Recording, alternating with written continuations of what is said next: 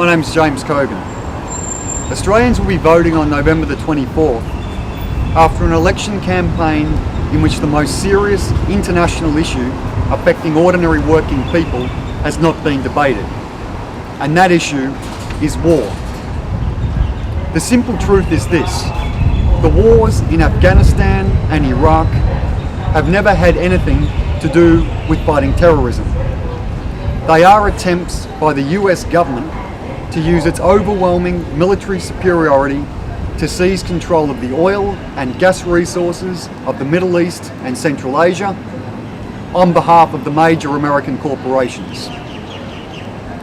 Now, even as these wars continue in Afghanistan and Iraq, the Bush administration is making clear preparations for an attack against Iran, the country with the second largest reserves of oil in the world, as well as massive reserves of natural gas. New US economic sanctions have been imposed in the past weeks on Iran on the grounds that the Iranian government is secretly constructing nuclear weapons, a claim that the Iranian government denies. The US military accuses Iran of secretly supplying Iraqi militias who are fighting against the US occupation of that country, a claim for which there is no evidence. Now, the preparations for war are well advanced. The US military has targeted literally hundreds of facilities inside Iran for destruction by either air attack or by cruise missiles launched from the US fleet, which is now in the Persian Gulf. There has been reports in Washington that discussion is taking place about using nuclear weapons for the first time in a war since Hiroshima.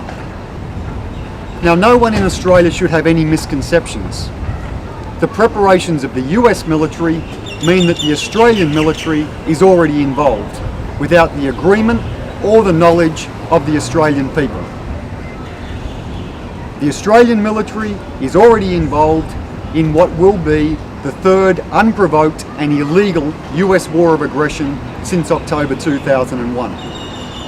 The joint US-Australia base at Pine Gap is one of the main satellite tracking and targeting facilities of the US military. An Australian warship is in the Persian Gulf alongside the US fleet.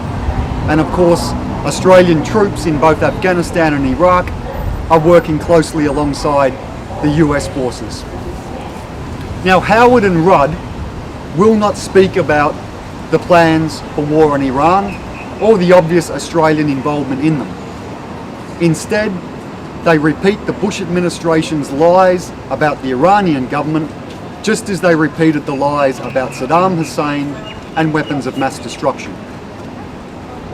Now, the silence of Howard and Rudd mean only one thing. It means that they have both Labor and Liberal, have given assurances to Washington that any government they head will support a US war against Iran. Now, the Socialist Equality Party condemns any aggression against Iran.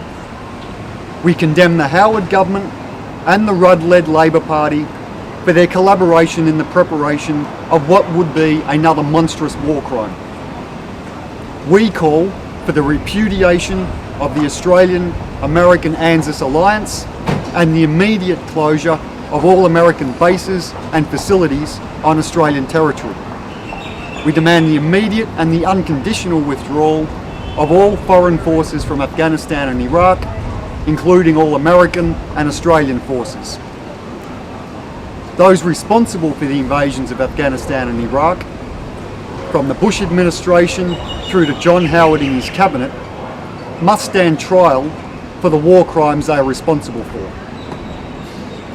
I urge all of you who agree with the program of the Socialist Equality Party to support our campaign in these elections and to vote for our candidates in the House of Representatives and for the Senate in New South Wales and Victoria.